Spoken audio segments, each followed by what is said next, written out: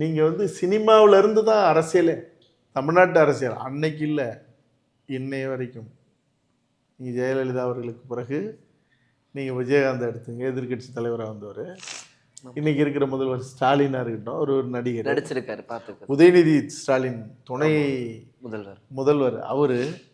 நீங்கள் இப்போ வந்திருக்கிற விஜயிலேருந்து, சீமான்லேருந்து, சீமான் படங்கள் டைரக்ட் பண்ணியிருக்காரு எல்லாமே.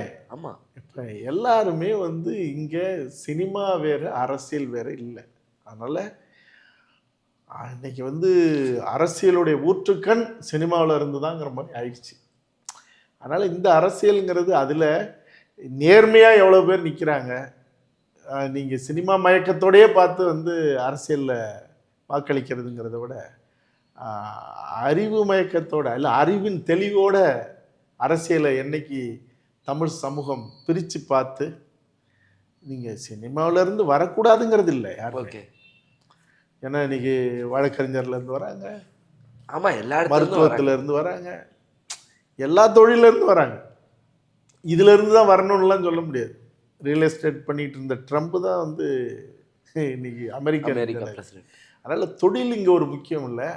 ஆனால் இவன் என்னை காப்பானாங்கிற மயக்கத்தில் உள்வாங்காமல் அறிவின் தெளிவில் தமிழ் சமூகம், தமிழ் சமூகத்தினுடைய இளைய தலைமுறை இன்னைக்கு வந்து தனக்கான தலைவனை தேர்ந்தெடுத்தால் இனியாவது உருப்பிடுங்கிறது தான்.